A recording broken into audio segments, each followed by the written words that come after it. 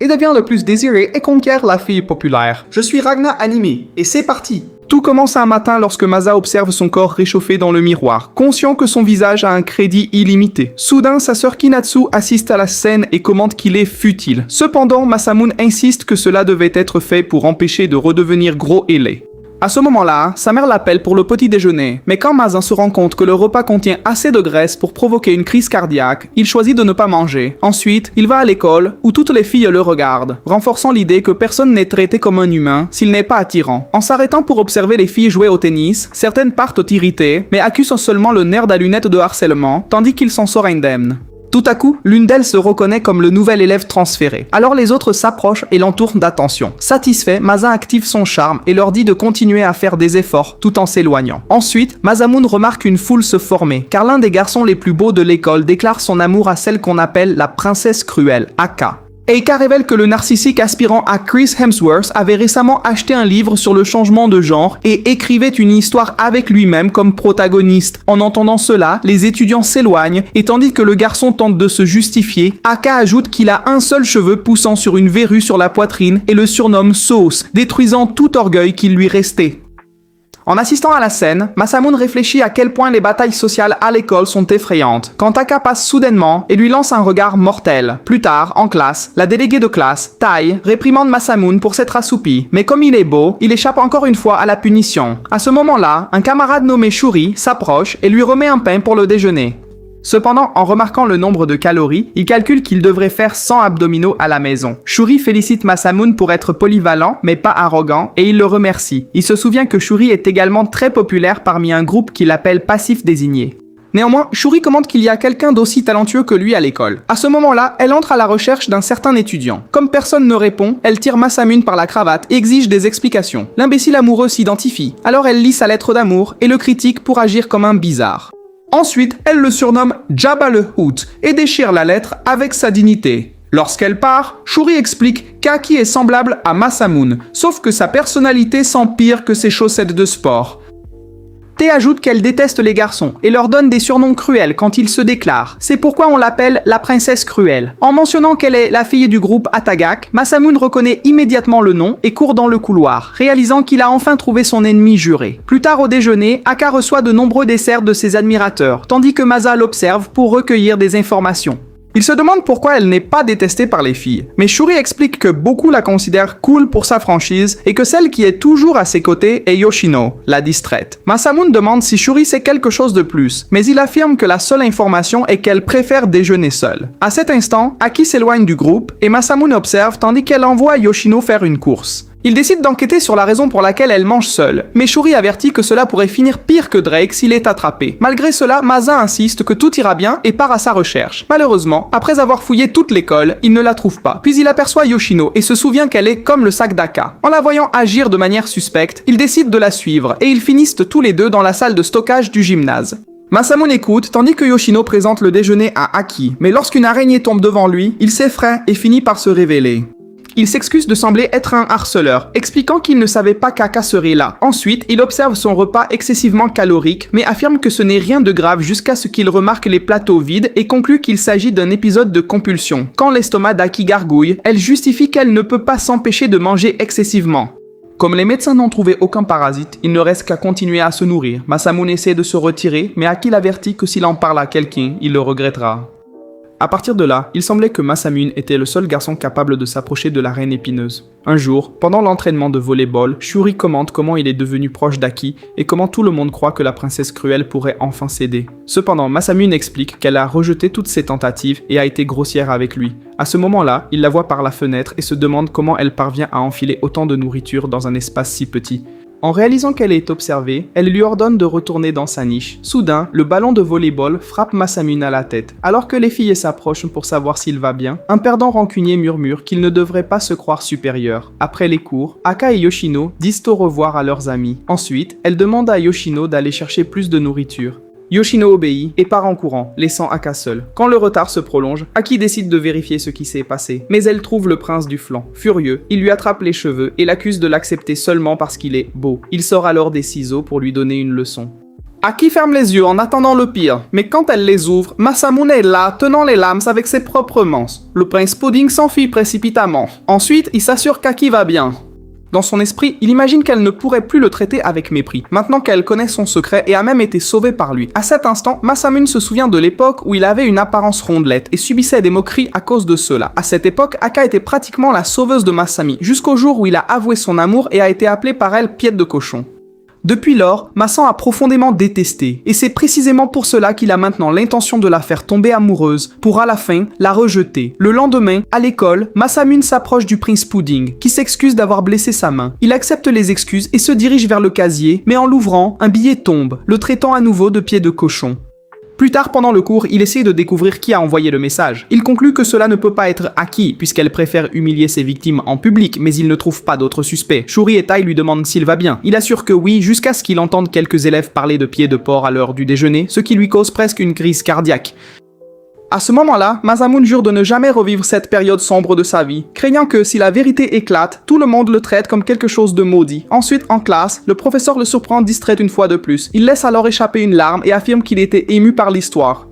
Après le cours, il se remémore les 8 années de souffrance sous la supervision stricte de son grand-père pour perdre du poids et même changer de nom. Il s'inquiète que tous ses efforts soient vains s'il ne découvre pas qui a envoyé le billet, quand soudain il voit une foule d'élèves affamés courir vers la boutique de l'école. À cet instant, Yoshino s'approche timidement et essaie de traverser la foule pour acheter de la nourriture, mais elle laisse repousser, exposant sa pleine lune devant Masamune. Il va l'aider et Yoshi déclare dramatiquement qu'elle est finie, lui remettant la liste de courses d'Aki. Masamune acquiesce et parvient à traverser la cohue pour obtenir les articles. Ensuite, Yoshino compte soigneusement les pains pour vérifier s'ils sont corrects. En sortant, il demande s'il peut l'accompagner pour voir Aki, mais Yoshino essaie de fuir, le coinçant contre le mur. Lorsqu'elle commence à pleurer, il recule et tente de se justifier. Il se dirige vers le dépôt où Masamune réalise que Yoshino est comme une cendrillon exploitée par une marâtre cruelle. Elle remet la nourriture à Aki et sort chercher du thé. Alors Masamune entre, disant qu'il est juste passé pour voir comment elle allait, mais obtient la réponse en remarquant les assiettes vides. Aki demande à propos de sa main. Il prend la pause et affirme que ça brûle juste un peu. Elle dit qu'elle ne voulait pas l'impliquer et a du mal à le regarder. Ainsi, Masamune conclut qu'elle ne doit pas être l'auteur du billet offensant. À ce moment-là, Yoshino revient et trébuche, montrant sa joue blessée. Aki est effrayé et manque de peu de toucher les yeux de Masamune. Après que Yoshino ait servi la boisson, Aki lui remet quelque chose, ce qui le surprend par cette gentillesse inattendue. Elle commente que Yoshino est trop humble et ne devrait pas être si gentil avec tout le monde. Masamune observe comme si elle avait commis une hérésie. Il s'est d'accord que personne ne peut être gentil avec tout le monde. Quand Aki demande ce qu'il veut dire, Masamune répond qu'il souhaite qu'elle ait plus confiance en lui qu'en Yoshino. En sortant du dépôt, il imagine qu'Aki doit être en train de rougir, signe que son plan avance. Il a appris ses techniques de séduction avec des mangas romantiques exagérés et compte bien suivre sa stratégie. Plus tard, sur le chemin du retour à la maison après l'école, Masamune tombe dans un piège et est capturé par Yoshino, qui lui demande s'il cherche à se venger d'avoir été traité de pied de porc. Soudain, il se souvient d'une vieille photo avec Aki et réalise que Yoshino apparaissait en arrière-plan. Elle le renverse et explique que sa famille sert celle d'Aki depuis des générations. Masamune comprend qu'il a été découvert. Malgré cela, il dit qu'elle peut rire si elle veut, mais qu'il ne regrette pas d'avoir essayé de donner à Aki un peu de son propre venin. À sa surprise, Yoshino lui demande de continuer et propose même de l'aider. Le jour suivant, Masamune observe à nouveau Aki et ses suiveuses. Il décide qu'il ne peut pas faire totalement confiance à Yoshino, car il pourrait être conduit dans un piège. Il décide alors d'essayer d'obtenir l'email d'Aki par lui-même. À ce moment-là, Tai court vers lui pour savoir s'il a encore des difficultés d'adaptation. Masamune décide de l'aider avec la tâche, en profitant pour pratiquer comment demander des contacts. Cependant, en réalisant qu'il n'en a aucun enregistré, sa confiance chute et il retourne précipitamment dans la salle. Là, il demande à Shuri si partager des emails révèle le nombre de contacts de quelqu'un. Shuri répond que non et il se calme. Il essaie de penser à une manière moins embarrassante de demander le contact de Tai, quand elle annonce que le comité d'embellissement de l'école a perdu un membre et a besoin d'un remplaçant. Masamune se porte immédiatement volontaire. Après le cours, Aki est surprise de le voir là, mais quand les autres filles commencent à le flatter, elle s'éloigne simplement et l'ignore. Plus tard, coincé à la tâche de nettoyer les fenêtres, Masamune se lamente de la difficulté de l'impressionner. Il craint aussi que personne ne veuille sortir avec lui s'il découvre qu'il avait, des années auparavant, un corps semblable à celui d'un pneu de camion. En regardant en bas, Tai entre et s'excuse de l'avoir pressé avec quelque chose d'aussi stressant. Masamune assure que tout va bien. Ensuite, elle s'approche et demande s'il aimerait aller au cinéma un de ces jours. L'esprit inexpérimenté de Masamune commence à fantasmer sur les merveilles d'un premier rendez-vous. Cependant, en se souvenant de sa vengeance, il refuse Tai. Tai affirme qu'elle comprend et sort en courant de la salle. Alors Masamune réalise à quel point il est populaire, ce qui gonfle encore plus son ego. Peu après, Aki apparaît et demande si la fille qui est sortie faisait partie du comité. Masamune explique qu'elle voulait juste parler avec lui. Aki commente avec ironie à quel point cela doit être formidable d'être aussi sollicité. Remarquant que son plan avance, il déclare que la seule personne avec qui il souhaite sortir, c'est elle. À sa surprise, Aki le remercie. Profitant du moment, Masamune demande son contact. Aki accepte facilement, mais dit que son téléphone est en réparation et suggère d'échanger leur contact lors de la prochaine garde. Il est d'accord, mais la semaine suivante, il attend seul, comme un idiot. Puis il remarque une lettre indiquant où trouver le prochain indice. À partir de là, il suit la piste dans toute l'école jusqu'à revenir au point de départ et regarder par la fenêtre. Là, il trouve une affiche déclarant qu'elle le rejette avant même de sortir. Soudain, Yoshino surgit derrière lui et commente à quel point il est naïf. Elle explique qu'elle pourrait facilement organiser un rendez-vous avec Aki et lui remet le numéro de téléphone d'Aki comme preuve. Le lendemain, Tai annonce que toute la classe aura des cours supplémentaires s'il y a au moins une mauvaise note au prochain test. Tai croit que Masan n'aura pas de difficulté, mais il remarque que Shuri ne montre aucune inquiétude. Shuri sourit alors et révèle qu'il n'a obtenu que des notes, un chiffre, aux examens intermédiaires et espère atteindre 2 chiffres cette fois-ci. Masamune n'imaginait pas que Shuri était aussi limité qu'il le paraissait, c'est pourquoi il propose de l'aider à étudier. Plus tard, dans la salle d'études, Masamune demande à Shuri ce qu'il sait, mais le garçon montre déjà une envie d'abandonner. Il en vient à se demander ce que Shuri a fait pour entrer dans cette école. À ce moment-là, Shuri déclare fièrement qu'il est l'une des 7 merveilles du collège lorsque Masamune entend une conversation similaire derrière lui. Il remarque qu'Aki aide également Yoshino dans ses études et est surpris de découvrir que l'air distrait de Yoshino n'est pas une mise en scène. Aki provoque Masamune en disant qu'il se croit capable d'enseigner à quelqu'un après être tombé dans quelque chose de si simple. Se remémorant sa conversation avec Yoshino et croyant qu'elle est de son côté, Masamune propose un pari, lui et Shuri contre Aki et Yoshino, pour voir qui obtient le meilleur score. Il affirme que s'il gagne, Aki devra sortir avec lui. Quand elle demande ce qu'elle gagnerait, il répond qu'elle pourra lui donner n'importe quel surnom et qu'il l'utilisera jusqu'à la remise des diplômes. Intéressé, Aki ajoute qu'il devra aussi payer son déjeuner jusqu'à ce qu'elle soit satisfaite. Il accepte. Shuri se demande si c'était censé, mais Masamune conclut qu'avec Yoshino à ses côtés, il serait 3 contre 1. Plus tard, Aki observe Yoshino en train d'étudier. Yoshino commente que Masamune a été le premier élève à obtenir la note maximale à l'examen de transfert. Aki se sent moins confiante et reçoit de Yoshino un livre sur les relations amoureuses au cas où elle en aurait besoin. Confuse, Aki répond que cela n'arriverait même pas si Thanos apparaissait de nulle part. Pendant ce temps, Masamune fixe son téléphone en se demandant s'il devrait appeler Yoshino. En réalisant que ce serait son premier appel à une fille, il se demande si cela vaut la peine de gaspiller ce moment avec quelqu'un d'aussi têtu. Heureusement, Yoshino appelle avant. Il répond et demande si elle aidera pour le pari. Cependant, Yoshino explique qu'elle ne peut pas, car il a lancé le défi à l'improviste, et elle avait déjà ses propres plans. Le lendemain, Shuri montre une autre note d'un chiffre à Masamune. Il promet que, si tout échoue, il fera en sorte qu'Aki lui donne un surnom humiliant. Peu après, Aki et Yoshino s'approchent et commencent à poser des questions sur les éventuelles questions de l'examen, auxquelles Masamune répond sans hésiter. Il se rend compte qu'ils sont pratiquement à égalité, ce qui signifie que le résultat dépendra uniquement de leurs compétences. Ensuite, il continue d'enseigner à Shuri, qui lutte pour rester éveillé. Un soir, Aki voit Masamune enseigner à Shuri dans un café et est impressionné par ses efforts à cause de la rencontre. Le jour de l'examen, Masamune demande à Shuri s'il pense qu'ils réussiront, et Shuri répond que tout est sous contrôle grâce à lui. Ensuite, il suggère de déjeuner et Masamune se dirige vers le distributeur de boissons. Là, il trouve Yoshino, qui regrette de ne pas pouvoir aider. Il admet que c'était étrange de dépendre d'elle dans un conflit qu'il a lui-même initié. Yoshino lui remet sa boisson et lui demande de faire de son mieux à l'examen. Masamune se demande pourquoi Yoshino le soutiendrait. Elle murmure que cela n'a plus d'importance et s'enfuit en courant. Ensuite, il se prépare à manger le déjeuner préparé par sa mère, réfléchissant à ce qui s'est passé. Plus tard, le test commence, et Masamune sourit en voyant des questions qu'il avait prévues. Cependant, soudainement, il ressent un fort gargouillement dans l'estomac. Il se souvient de Yoshino disant que cela n'avait plus d'importance, et craint que cette sorcière à 2 visages ait mis un laxatif dans sa boisson. Se tordant de douleur, il promet de ne pas laisser les filles s'en tirer impunies. Après l'examen, Masamune se rend furieux dans la salle d'Aki, mais finit par aborder la mauvaise personne. En demandant après elle, la fille informe qu'Aki n'est pas venue à l'école parce qu'elle a de la fièvre. Confus, Masamune se demande pourquoi Yoshino lui donnerait un laxatif s'ils avaient déjà gagné, lorsqu'il reçoit un message de sa sœur l'informant que les œufs du déjeuner étaient avariés, et étaient pratiquement du poison. Quelques jours plus tard, Shuri dit à Masamune de faire de son mieux pendant les cours de rattrapage. Alors Masamune se demande comment il est le seul à y être coincé en voyant Aki déjà attendre dans la salle. Alors qu'il s'assoit juste à côté d'elle, il imagine que cela peut déjà compter comme un rendez-vous. Le dimanche suivant, Masamune sort pour le véritable rendez-vous, se souvenant de l'appel avec Yoshino qui lui a dit qu'Aki était prête à sortir avec lui. Cependant, lorsqu'il arrive à l'endroit convenu, il voit Aki portant un cosplay de fille magique et se demande pourquoi diable elle est habillée de cette façon. À ce moment-là, un otaku en sueur s'approche et demande s'il peut prendre une photo de son costume. Aki n'a aucune idée de ce que veut dire cet étrange individu. Alors Masamune apparaît pour l'aider et chasse l'importun. Ensuite, elle lui donne le surnom de chiffon acide parce qu'il a agi comme un homme répugnant. Masamune a demandé pourquoi elle est habillée comme un personnage de livre de coloriage. Aki se moque de lui pour être inexpérimenté et ne pas savoir que porter un costume lors du premier rendez-vous pourrait aider à briser la glace. Après cela, Masamune appelle Yoshino et demande « Comment diable Aki en est-elle arrivée là ?» Yoshino explique qu'Aki croit tout ce qu'elle dit ou fait, donc il doit laisser la situation entre ses mains. Masamune demande pourquoi elle irait si loin pour l'aider, mais Yoshino affirme qu'elle doit partir et raccroche. Il retourne au rendez-vous et admet qu'il ne connaît pas les règles d'un premier rendez-vous, bien qu'il souligne qu'il pensait que c'était quelque chose de réel. À ce moment-là, Aki explique que Yoshino a dit qu'après avoir échoué à un test, il a été trouvé en train d'essayer de se couper les propres et qu'elle serait la seule capable de le sauver. Masamune se demande comment Aki est tombé dans une intrigue pire qu'un film de Fast and Furious.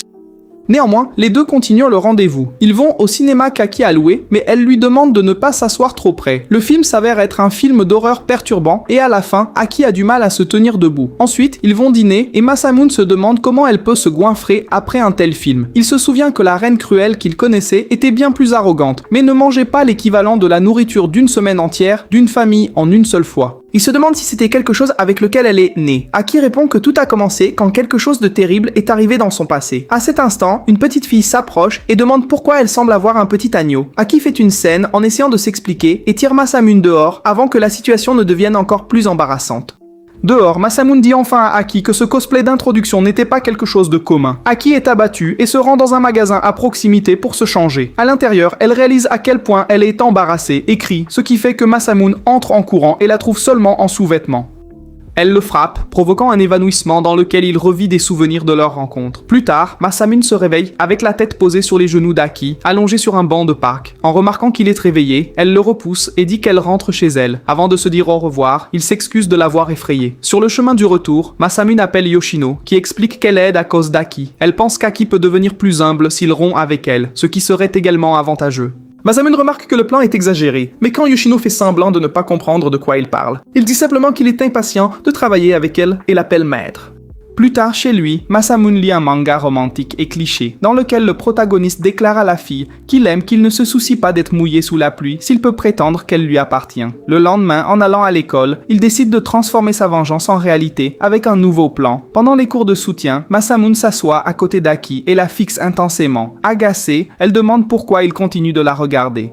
Il répond qu'il n'a Dieu que pour elle de la manière la plus ringarde possible. Après le cours, il commence à pleuvoir et Aki n'a pas de parapluie. Il le lui donne, disant qu'il ne se soucie pas de se mouiller s'il peut imaginer qu'il nage dans son océan. Ensuite, il part en courant, croyant que son plan de bombardement d'amour fonctionne. Ce soir-là, Yoshino informe qu'Aki le considère simplement comme étrange. Elle suggère qu'il est temps de changer d'approche et conseille qu'il soit le plus froid possible la prochaine fois qu'il la rencontre. Quand Yoshino retourne au manoir, Aki demande pourquoi elle a pris autant de temps, mais Yoshino continue de faire semblant de ne pas comprendre tout en remarquant le parapluie de Masamune. Pendant ce temps, Masamune consulte sa Bible de la séduction et lit que la fille remarque souvent ses sentiments quand le garçon la traite mal, bien qu'il craigne qu'Aki puisse le détester encore plus s'il agit ainsi.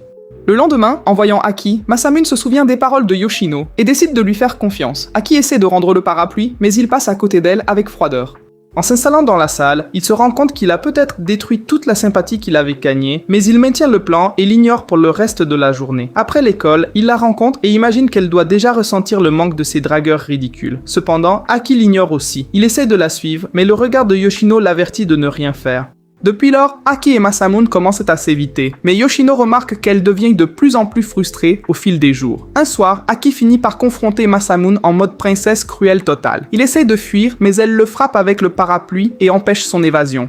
Masamune parvient à se libérer et s'enfuit en courant. Cependant, Aki le tire par la cravate et le réprimande pour être tête en l'air. Quand elle se calme, elle demande pourquoi il l'ignorait. Masamune est presque séduit par son visage timide, mais il maintient son plan et affirme qu'il a tout fait exprès. Aki demande pourquoi il ferait cela. Avant que Masamune puisse dire qu'il l'aime, Aki exige de savoir exactement ce qu'il admire chez elle. Tout ce qui traverse l'esprit de Masamune, ce sont justement les caractéristiques qui la font ressembler au diable en personne.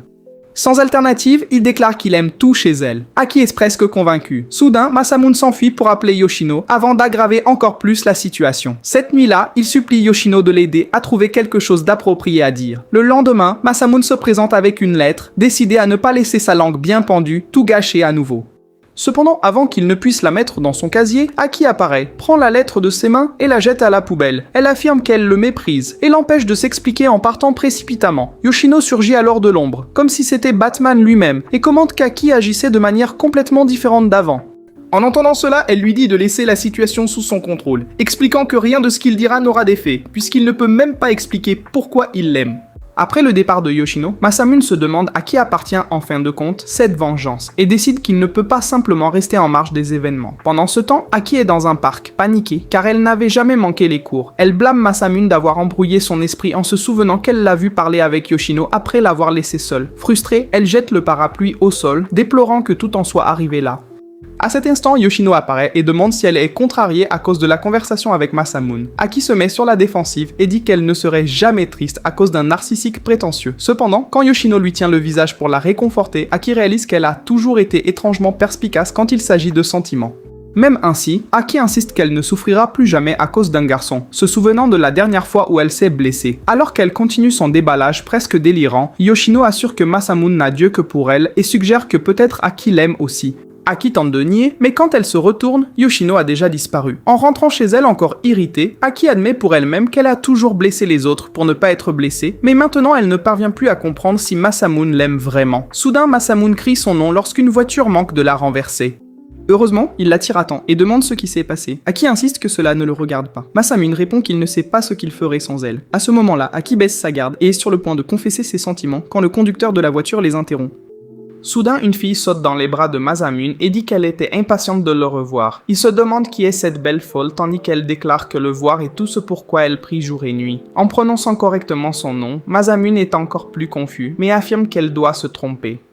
À ce moment-là, le majordome de la fille annonce qu'il est temps de partir. Elle dit qu'elle espère le revoir bientôt et s'en va. Peu après, Masamune sent l'aura meurtrière d'Aki derrière lui, demandant qui était cette fille. Quand il répond qu'il n'en a aucune idée, Aki lui ordonne de mourir et s'éloigne furieuse. Le lendemain, pendant le déjeuner, Masamune affronte le chaos de la cantine juste pour obtenir les plats préférés d'Aki. Ensuite, il apporte la nourriture au dépôt de l'académie, pensant qu'elle n'aurait pas refusé quelque chose à manger. Cependant, avant qu'il ne puisse s'approcher, Yoshino surgit et commence à lui tirer dessus avec des projectiles d'entraînement, agissant sous les ordres d'Aki. Elle demande ce qu'il a fait pour la rendre si irritée. Masamune explique la situation étrange avec la fille mystérieuse. Yoshino le frappe encore quelques fois et lui rappelle qu'il ne devrait pas interférer. Ensuite, il disparaît de manière énigmatique. Malgré cela, Masamune décide d'agir de son propre chef et essaie de préparer un discours pour Aki. Cependant, en l'imaginant comme Darth Vader, il perd courage et laisse simplement la nourriture à la porte. Dès qu'il s'éloigne, la porte s'ouvre discrètement et Aki prend les plats. Le jour suivant, à l'école, Masamune continue de se demander qui est la fille inconnue et réalise qu'elle correspond exactement à son type. Pourtant, il regrette qu'Aki ne lui donne pas l'occasion de s'expliquer. Ensuite, un nouvel élève transféré entre dans la salle. C'est Neko qui sourit immédiatement à Masamune. Lorsqu'elle se dirige vers sa place, toute la classe est impressionnée par sa présence majestueuse. Après le cours, Masamune essaie de parler à Neko, mais les filles de la classe l'entourent et commencent à poser des questions sur son ancienne école. Il attend jusqu'au cours suivant, mais la même situation se répète et cela continue pour le reste de la journée. Avec le temps, les autres garçons deviennent irrités parce que les filles monopolisent Neko tout le temps. Il décide alors d'envoyer Kojuro pour s'infiltrer dans le groupe, mais Masamune se propose d'y aller à sa place. Lorsqu'il s'approche enfin, les filles commentent à quel point son timing était tout simplement parfait. Elle raconte ensuite comment, il y a 3 ans, elle demandait des dons pour une cause caritative par une froide nuit d'hiver. Makabe lui a donné son propre manteau pour la protéger du froid et a ensuite contribué à sa campagne, conquérant ainsi son cœur. Depuis cet instant, elle affirme être tombée amoureuse de lui et les filles sont enthousiasmées par le récit. Cependant, Makabe est sous le choc car à cette époque, il était encore rondouillé il y a 3 ans. Pendant ce temps, toute la classe avale ses mensonges. Alors, il décide de l'emmener dans un endroit plus isolé pour la confronter. Mais elle trébuche et commence à sortir quelque chose de rouge, ce qui le fait paniquer en cherchant de l'aide. Cependant, alors qu'il est sur le point d'appeler une ambulance, il voit un sachet de ketchup tomber de sa main, ce qui le rend furieux. Il lui demande alors pourquoi elle a menti à la classe et elle répond qu'elle est trop embarrassée pour dire la vérité, ce qui déroute encore plus Makabe.